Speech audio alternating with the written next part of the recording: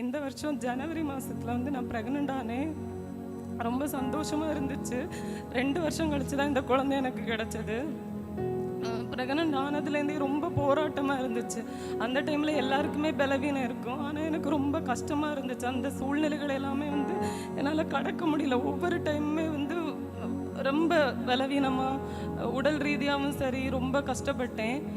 3வது மாத ஸ்கேனில் வந்து டாக்டர் சொன்னாங்க, இந்த குழந்தையோட மூக்கில் இருக்கிற நாசல் போன் வந்து விசிபிளாக இல்லை, தெரிய மாட்டேங்குது.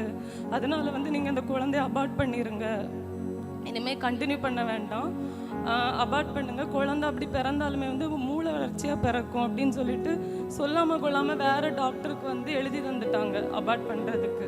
அதை கேட்டதுமே மனசு ரொம்ப கஷ்டமாக இருந்துச்சு. 2 வருஷம் கழிச்சு இப்படி ஒரு சந்தோஷமான செய்தியை தந்துட்டு இப்படி டாக்டர் சொல்கிறாங்களேன்னு சொல்லிட்டு ரொம்ப வேதனையாக இருந்துச்சு. ஆனால் நாங்கள் எடுத்த உடனே எந்த முடிவுமே எடுக்கலை. ப்ரேயர் பண்ணிவிட்டு ஒருக்கா கூட செக் பண்ணி பார்க்கலாம், ஆண்டவர் எப்படினாலும் கண்டிப்பாக கைவிட மாட்டாங்கன்னு சொல்லிட்டு வேற ஒரு டாக்டருக்கு கால் பண்ணி அப்பாயின்மெண்ட்லாம் போட்டு ரொம்ப கண்ணீரோடு ப்ரேயர் பண்ணோம். பாஸ்டர்கிட்டையும் சொல்லியிருந்தோம், குடும்பமாகவும் ஜெபம் பண்ணோம். ஜெபம் பண்ணிகிட்டு இருக்கும்போது ஒரு விசுவாசத்தோடு அடுத்த நாள் ஸ்கேனுக்காக கடந்து போகும்போது மூக்கில் எந்த நரம்பு இல்லைன்னு சொன்னாங்களோ அந்த நரம்பு கிளியராக இருக்குதுன்னு சொல்லிட்டு எங்களுக்கு எக்ஸ்ரே எடுத்து அந்த ஃபோட்டோவுமே அந்த டாக்டர் வந்து காமிச்சு தந்தாங்க. அதுதான் முதலாவது கர்த்தர் எங்களுக்கு செய்த ஒரு பெரிய அதிசயமாக இருந்துச்சு. அதுக்கப்புறம் நான் வெளிநாட்டில் தான் இருந்தேன் ஒர்க் பண்ணிவிட்டு. 7வது மாதம் ஆகும்போது ரொம்ப முடியாமல் இருக்கிறனால அம்மா மட்டும்தான் கூட இருந்தாங்க. அப்போ உடனே வந்து ஊருக்கு கடந்து வர மாதிரி இருந்துச்சு. ஊருக்கு வந்ததுக்கப்புறம் குழந்தையும் பிறந்தது. குழந்தை பிறந்ததுமே அதுவுமே ஒரு பெரிய அதிசயமாக தான் இருந்துச்சு. ஏன்னா நான் சும்மா டாக்டர்கிட்ட செக்கப்புக்காக தான் நாங்கள் போயிருந்தோம். ஆனால் வந்து டாக்டர் சொன்னாங்க, அட்மிட் ஆகுங்க, ஒரு இன்ஃபெக்ஷன் மாதிரி இருக்குது, அட்மிட் ஆகி ட்ரீட்மெண்ட் எடுத்துகிட்டு நீங்கள் பாருங்கள் அப்படின்னு சொல்லிட்டு இருக்கும்போது அந்த நைட்டு நாங்கள் அட்மிட் ஆனோம். இடையில வந்து ஒரு நர்ஸ் வந்து செக் பண்ண வந்தாங்க, குழந்தைக்கு மூமெண்ட் இருக்கா அப்படின்னு கேட்டாங்க. நான் என்னோட பலவீனத்தை மட்டும்தான் பார்த்துட்டு இருந்தனால குழந்தையோட மூமெண்ட் எதுவுமே நான் வந்து கவனிக்கலை. ஆனால் அந்த நர்ஸ் வந்ததுக்கப்புறம் தான் எனக்கு ஒரு இது வந்துச்சு, ஆமாம் இன்னைக்கு ஃபுல்லுமே வந்து குழந்தையோட மூமெண்ட் எதுவுமே இல்லாமல் இருக்கே அப்படின்னு சொல்லிட்டு யோசித்தேன். அப்புறம் 1/2 hourக்கு ஒரு வாட்டி செக் பண்ணிட்டே இருந்தாங்க. இருந்தாலும் எனக்கு மூமெண்ட்டே வரல, குழந்தையோட அசைவு எதுவுமே தெரியலை. தெரியாதவுடனே உடனே லேபர் ரூமில் கொண்டு போய் சொன்னாங்க, இந்த மாதிரி மூமெண்ட் இல்லாதனால இப்போ உடனே வந்து ஆப்ரேஷன் பண்ணி குழந்தைய எடுக்கலாம் அப்படின்னு சொன்னாங்க. அப்புறம் ஆப்ரேஷன் நடந்துச்சு. குழந்தை நல்லபடியாக பிறந்தது. பிறந்ததுக்கப்புறம் ஒவ்வொரு நாளும் கடந்து போயிட்டே இருக்குது. குழந்தைய கையில் தரவே இல்லை. நாளைக்கு தாரோம், இப்போ தாரோம், அந்த மாதிரி சொல்லி ஒவ்வொரு நாளும் கடந்து போயிட்டே இருந்துச்சு. அப்புறம் ஒவ்வொரு எக்ஸ்ரே எடுத்து பார்த்தாங்க. நாங்கள் என்னென்னு கேட்கும்போது சொன்னாங்க, குழந்தை வந்து ஒழுங்காக மூச்சு விட முடியாமல் இருக்குது, அதனால் இந்த டெஸ்ட்டெல்லாம் எடுங்க அப்படின்னு சொல்லிட்டு ஒன்றா தந்துட்டு இருக்கும்போது 2 நாள் ஆச்சு, 3 நாள் ஆச்சு. எங்களுக்கு அப்புறம் வந்து எல்லாருமே வந்து டிஸ்சார்ஜ் ஆகி போயிட்டே இருந்தாங்க. குழந்தைய கையில் கூட வாங்க முடியல. மற்றவங்களாம் போகிறத பார்க்கும்போது ரொம்ப கஷ்டமாக இருந்துச்சு. நம்ம மட்டும் என் ஹாஸ்பிட்டலில் இருக்கோம், இப்படி குழந்தை இன்னும் கையில் தரலேன்னு சொல்லிட்டு ரொம்ப பயமாகவே இருந்துச்சு. ஒரு 7 நாள் ஆனதுக்கப்புறம் டாக்டர் சொன்னாங்க, இந்த மாதிரி குழந்தைக்கு வந்து சர்ஜரி பண்ணணும்னு சொல்லிட்டு என்ன விஷயம் அப்படிங்கிறத வந்து எக்ஸ்பிளைன் பண்ணாங்க. சர்ஜரி பண்ணணும்னு சொன்னோன்னு ரொம்ப பயமாகவும் பாரமாகவே இருந்துச்சு. இவ்வளோ சின்ன பிறந்த குழந்தைக்கு எப்படி இப்படி சர்ஜரி பண்ணுவாங்க அப்படின்னு சொல்லிட்டு வேறு ஹாஸ்பிட்டல் எங்களுக்கு எழுதி கொடுத்தாங்க. எழுதி கொடுத்த அப்புறம் அந்த ஹாஸ்பிட்டலில் போய் பார்த்தோம். அவங்க சொன்னாங்க, அட்மிட் பண்ணி பார்க்கலாம் குழந்தை எப்படி இருக்குன்னு, எடுத்த உடனே சர்ஜரி பண்ணணும் அப்படின்லாம் சொல்லவே இல்லை. நாங்களும் பாஸ்டர்கிட்டையும் சொன்னோம், வேறு எங்கள் சைட்லேயும் நிறைய ஊழியக்காரங்கள்கிட்டையும் சொன்னோம், குடும்பமாகவும் ஜெபம் பண்ணோம். அப்புறம் பார்த்தா குழந்தையோட இடது சைடில் இருக்க நுரையீரல் வந்து நெஞ்சுக்குள்ளே ஏறி இருக்குது, அதை வந்து கரெக்டாக ஃபிக்ஸ் பண்ணணும், அந்த இடத்துல வந்து மாற்றி தைக்கணும் அப்படின்னு சொல்லிட்டு தான் இவனோட ஆப்ரேஷனாக இருந்துச்சு. அதுக்கப்புறம் திடீர்னு இவனுக்கு சுவாசம் வந்து ஒரு நாள் அட்மிட்டாக இருக்கும்போது ரொம்ப கம்மியாக போயிட்டு இருந்தது. டாக்டர் என்ன சொன்னாங்கன்னா, நல்லா இருந்தாங்கன்னா நீங்கள் வீட்டுக்கு போகலாம் அப்படின்னு சொன்னால் அந்த அன்னைக்கு தான் நாங்கள் ரொம்ப சந்தோஷமாக இருந்தோம். இப்படி நல்ல செய்தியாக சொல்கிறாங்களே, நம்ம வீட்டுக்கு போகலாம் அப்படின்னு சொல்லிட்டு இருக்கும்போது திடீர்னு இவனோட ஆக்சிஜன் வந்து ரொம்ப கம்மியாக இருந்துச்சு. உடனே அவங்க வந்து அடுத்த நாளே ஆப்ரேஷன் பண்ணணும் அப்படின்னு சொல்லிட்டு ஆப்ரேஷன் தியேட்டருக்கு கூட்டிகிட்டு போனாங்க. நல்ல கஷ்டமாக இருந்துச்சு, எதுக்கு ஏசப்பா இப்படி ஒரு பாரம். ஏன்னா எல்லாமே இது ஃபஸ்ட்டு எக்ஸ்பீரியன்ஸ் எனக்கு, இது ஃபஸ்ட்டு குழந்தைனால இந்த மாதிரி ஐசிவியோ இப்படி வந்து குழந்தைங்களுக்கு வந்து இப்படி அடிக்கடி பிளட் எடுப்பாங்க அப்படிலாம் நான் பார்த்ததே கிடையாது.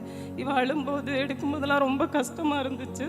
அதுக்கப்புறம் நான் சர்ஜரின்னு சொன்னோன்னே நான் நினச்சேன், இந்த மாதிரி குழந்தையோட வயிறெல்லாம் வெட்டுவாங்க, அதுக்கப்புறம் ஃபீட் பண்ணதுக்கு எனக்கு தரும்போதெல்லாம் நான் எப்படி இவனை கையில் வாங்குவேன் அப்படின்னு சொல்லிட்டு ரொம்ப பயமாக இருந்துச்சு ஒவ்வொரு காரியத்தையுமே யோசிக்கும் போது. ஆனால் ஆண்டவர் உண்மையாகவே கூடவே இருந்து எல்லா காரியத்தையும் அதினது நேரத்தில் நன்மையும் நேர்த்தியுமாகவே நடத்தி தந்தாங்க. ஆப்ரேஷன் பண்ணதுக்கப்புறம் அடுத்த நாள் தான் டாக்டருக்கே தெரியும் இவனுக்கு குடல் இந்த நுரையீரல் மட்டும் நெஞ்சுக்கு மேலே இல்லை, இடது சைடு இருக்க எல்லா பாகமும் குடல், நுரையீரல், கிட்னி எல்லாமே நெஞ்சுக்கு உள்ளே இருந்திருக்கு இந்த குழந்தைக்கு. ஆனாலும் அவன் எங்கள் கூட இருந்த அந்த 7 நாளுமே நல்லபடியாக சுவாசிச்சான், மோஷன் கரெக்டாக போகிறான். ஒரு நார்மலான குழந்தை என்னென்ன ஆக்டிவிட்டீஸ் செய்யுமோ அந்த மாதிரி தான் அவன் இருந்தான். அதுவே ஒரு பெரிய அதிசயமாக தான் எங்களுக்கு இருந்தது. டாக்டர் எக்ஸ்பிளைன் பண்ணும்போது இப்படி இருந்த அப்புறமும் இவன் எவ்வளோ நல்லபடியாக சுவாசிக்கிறான், மோஷன்லாம் கரெக்டாக போயிருந்திருக்கான்னு சொல்லிட்டு அவங்களுக்கும் ஆச்சரியமாக இருந்தது. கண்டிப்பாக இந்த மாதிரி ஒரு இவ்வளோ பெரிய ஆப்ரேஷனை ஜெபத்தினால மட்டும்தான் எங்களால் எதிர்கொள்ள முடிஞ்சிச்சு. ஏன்னா என்னோட கூட அட்மிட்டாக இருந்த நிறைய பிள்ளைங்களும் இந்த மாதிரி பிரச்சனை உள்ள பிள்ளைங்கள் இருந்தாங்க, வேறு பிள்ளைங்களும் இருந்தாங்க. ஆனாலும் அவங்க எல்லாம் அட்மிட் ஆகி 30 நாள் 40 நாள் ஹாஸ்பிட்டலில் தான் இருந்தாங்க. ஆனாலும் ஏசப்பாவோட ப்ரேயர்னால நானும் ப்ரேயர் பண்ணேன். சர்ஜரிக்கு அப்புறம் ஆண்டவரே நீங்கள் தான் காயத்தை கட்டணும், குழந்தைய நான் கையில் தூக்கும்போது அந்த வெட்டின காயத்தினால அவன் அழக்கூடாது அப்படிலாம் சொல்லி ப்ரேயர் பண்ணேன். ஆனால் அவனோட அழுகையுமே ரொம்ப கம்மியாக தான் இருந்தது. ஏசப்பா தான் எல்லா காரியத்திலையும் கூட இருந்து அவனுக்கு சுகத்தை தந்து இன்னைக்கு இந்த இடத்துல எங்களை சாட்சியாக நிறுத்தி இருக்காரு. எங்களுக்காக ப்ரேயர் பண்ண பாஸ்டருக்காக உங்கள் எல்லாருக்காக கோடான கோடி நன்றி செலுத்துகிறேன். வருகிற நாட்கள்லையும் இவனுக்காக நீங்கள் எல்லாருமே ப்ரேயர் பண்ணணும்னு சொல்லி கேட்குறேன். தேங்க்யூ.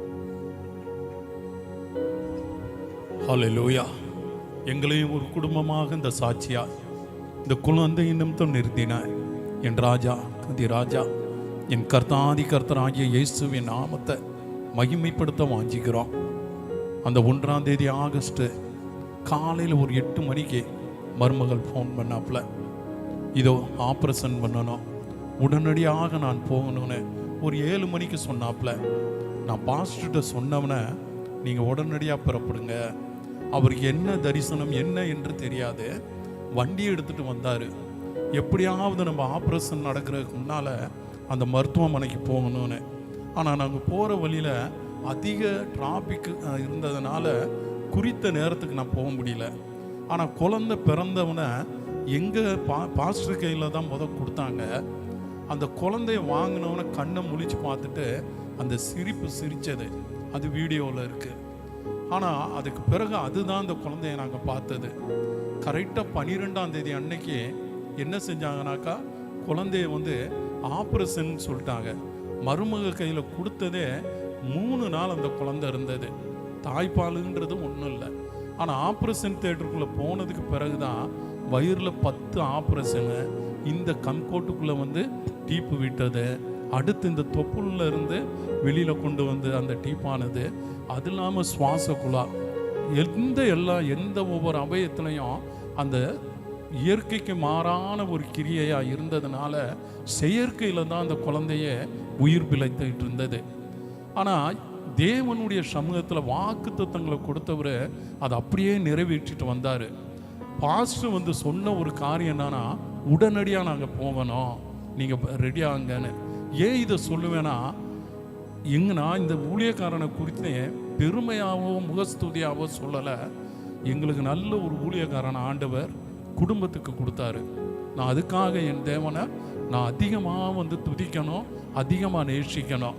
ஏன்னா அந்த மனுஷனுடைய அந்த ஒரு இப்படிப்பட்ட ஒரு துடிப்பு இருந்ததுன்னு தெரியும். அன்னைக்கு வெள்ளிக்கிழமை உபவாசம். அங்கே அந்த குழந்தைய வாங்கினதுக்கு பிறகு நான் இங்கே வருவேன்னு சொன்னாப்புல.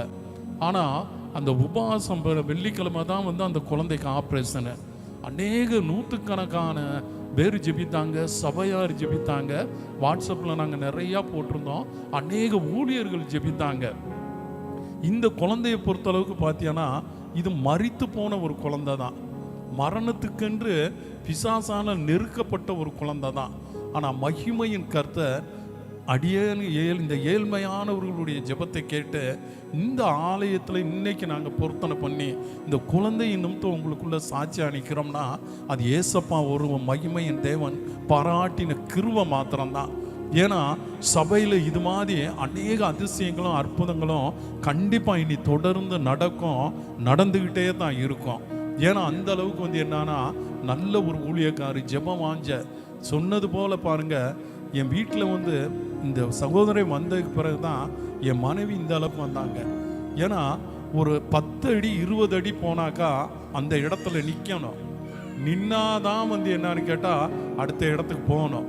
நாங்கள் ஒரு திருமண மண்டபத்துக்கு போகணுன்னா கூட ஆட்டோவில் போனோம். அந்த மேல் படிலாம் ஏற முடியாது, கீழேயே வந்த நாட்கள் உண்டு. ஆனால் தேவனுடைய திட்டத்தை பாருங்கள், இன்னைக்கு எவ்வளவோ தூரம் நடக்கக்கூடிய ஒரு பாக்கியத்தை என் மனைவிக்கு கொடுத்தாப்புல. காரணம், இந்த ஊழியக்காரனுடைய பாரம், சபையில் இருக்கக்கூடிய ஒரு சில பேருடைய அதிகமான ஜெபம், எங்கள் ஜெபத்தையும் கேட்டு கர்த்தர் பெரிய காரியங்களை செய்தார். எனவே குடும்பமாய் நின்று இந்த சாட்சியை பகிர்வதற்கு தேவன் கிருபை தந்தமைக்காக நன்றி. தொடர்ந்து நீங்கள் ஜெபிக்கணும், ஜெயமுள்ள ஒரு சாட்சியாக நாங்கள் நிற்கணும். கர்த்தருடைய நாமம் மகிமைப்பட இயேசுவின் நாமத்தை உயர்த்துகிறேன். ஆமேன். நம்ம எல்லாரும் ஜெபிக்க போகிறோம். எல்லாரும் அப்படி நம்ம அவர்களுக்காக இந்த பொருத்தனைகளை கர்த்தர் அங்கீகரித்து ஆசீர்வதிக்கிறோம். கலங்கிடவே வேண்டாம், கலங்கிடவே வேண்டாம். நம் இயேசு கைவிட மாட்டார், நம் இயேசு கைவிட மாட்டார். திராணிக்கு மேலாக சோதிக்கப்பட ஒரு நாளும் விட மாட்டான். திராணிக்கு மேலாக சோதிக்கப்பட ஒரு நாளும் விட மாட்டான். கிட பலம் தருவான், நீங்க தப்பி செல்ல வழி செய்வான். தாங்கிட பலம் தருவான், நீங்க தப்பி செல்ல வழி செய்வான். நீங்க தப்பி செல்ல வழி செய்வான். கலங்கிடவே வேண்டாம், கலங்கிடவே கலங்கிடவே வேண்டாம், கலங்கிடவே வேண்டாம். நம் இயேசு கைவிட மாட்டான், நம் இயேசு கைவிட மாட்டான். உங்கள் துக்கம் சந்தோஷமாய் மாறும், உங்கள் கவலைகள் கண்ணீர் எல்லாம் மறைந்துவிடும். உங்கள் துக்கம் சந்தோஷமாய் மாறும், உங்கள் கவலைகள் கண்ணீர் எல்லாம் மறைந்துவிடும். அப்பா, கேட்கப்பட்ட மகிமையான இந்த சாட்சிக்காக ஆண்டவருக்கு நாங்கள் நன்றி செலுத்துகிறோம்ப்பா. எல்லாரும் பரலோகத்தின் நேராய் உங்கள் கரங்களை உயர்த்தி ஜெபத்தை கேட்கிறவரே, மாம்சமான யாவரும் உம்மிடத்தில் வருவார்கள். கண்ணீரோடு ஜெபித்த ஒரு நாள் இருந்தது. ஒரு சில காலகட்டங்கள் இந்த பிள்ளைக்காக கண்ணீரோடு நாங்கள் ஜெபித்தோமே, தேவ மனிதர்கள் ஜெபித்தார்களே, கர்த்தர் கேட்டீரே. இந்த பொருத்தனை கூட்டத்தை உடைய பிள்ளைகள் ஆயத்தப்படுத்தினார்கள். ஆண்டவருக்கு நன்றி செலுத்தும்படியாய் ஆண்டவர் இந்த பொருத்தனையை கர்த்தர் அங்கீகரிப்பீராக, ஆண்டவர் அங்கீகரிப்பீராக. உம்முடைய நாமத்திற்கே சகல துதியும் கனமும் மகிமை உண்டாகட்டும். இந்த பிள்ளையை நான் ஆசீர்வதிக்கிறேன் அப்பா, இந்த ஃபேமிலி ஆசீர்வதிக்கிறேன். அடுத்த வாரத்தில் தம்முடைய பிள்ளைகள் வெளிதேசத்தில் பிள்ளையோடு போக இருக்கிறாங்க. நீ போகையிலும் ஆசீர்வதிக்கப்பட்டிருப்பாய், நீ வருகையிலும் ஆசீர்வதிக்கப்பட்டிருப்பாய். அடுத்த விஷயம் நாங்கள் பார்க்கும் பொழுது இன்னும் அநேக நன்மைகளோடு ஓ ராபாலா ஷியாக்கர கடகவைட மனப்பூர்வமாய் நாங்கள் வாழ்த்தி ஆசீர்வதிக்கிறோம். ஆமை பிரியமானவனை, உன் ஆத்துமா வாழ்வது போல நீ எல்லாவற்றிலும் வாழ்ந்து சுகமாயிரு என்று இந்த குடும்பத்தை நான் வாழ்த்துகிறேன். ஆமை, இவர்கள் அலங்கத்திற்குள்ளே சமாதானமும் இவர்கள் அரண்மனைக்குள்ளே சுகமும் உண்டாயிருப்பதாக சங்கீதம் 128 சொல்லுகிற அத்தனை ஆசீர்வாதங்களையும் இவர்கள் தங்கள் குடும்பங்களிலே அனுபவிப்பார்களாக. இயேசு இயேசுவின் நாமத்தில் ஜெபிக்கிறேன். ஆண்டவரே, கர்த்தருக்காய் ஜீவிய காலமெல்லாம் எங்கெல்லாம் போகிறார்களோ அங்கெங்கெல்லாம் கர்த்தரை குறித்து கர்த்தர் செய்த நன்மைகளை சாட்சியாய் சொல்லி அநேகரை இயேசுவுக்குள் கொண்டு வரும்படியா அவைய பிள்ளைக்கு ஒரு நல்ல மாதிரியாய் தம்முடைய பிள்ளைகள் ஜெபத்திலும் ஆவிக்குரிய காரியங்களிலும் ஆண்டவரே பிள்ளைக்கு ஒரு நல்ல மாதிரியாய் காணப்பட பரிசுத்த ஆவியானவர் இரக்கம் செய்வீராக. நான் இப்பொழுது ஜெபித்து ஆண்டவரே, அன்பு சகோதரனை சகோதரியே, இந்த பிள்ளையை பிதா குமாரன் பரிசுத்த ஆவியின் நாமத்தில் இவர்களை ஆசீர்வதிக்கிறேன், ஆசீர்வதிக்கிறேன், ஆசீர்வதிக்கிறேன். கர்த்தருக்குள் இவர்கள் சுகமாயிருப்பார்களாக, ஆசீர்வாதமாயிருப்பார்களாக.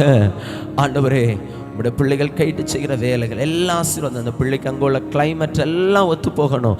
ஆண்டவரே, ஆண்டவரே, சோதர பிள்ளை டிராவல் எல்லாம் கர்த்தர் பிள்ளைக்கு கூட இருக்கணும். எந்த ஆபத்துகளும் அனர்த்தங்களும் ஒன்று வராதபடி தேவ தூதன்மாரை இந்த பிள்ளைக்கு விசேஷமாய் காவல் வைங்கப்பா. இந்த பெற்றோருக்கு விசேஷமாய் கர்த்தருடைய தூதர்களை காவல் வைங்க. உன் வழிகளில் எல்லாம் உன்னை காக்கும்படி அவர் உனக்காக தம்முடைய தூதர்களுக்கு கட்டளை இடுவார் என்று சொல்லப்பட்டிருக்கிறது. அப்படியே கர்த்தர் நடத்தும். பிதா குமாரன் பரிசுத்த ஆவியின் நாமத்தில் ஆசீர்வதிக்கிறேன். இயேசுவின் நாமத்தில் தருகிறேன் நல்ல பிதாவே, ஆமென். கரங்களை தட்டி கர்த்தரை மகிமைப்படுத்தலாம். ஹல்லேலூயா.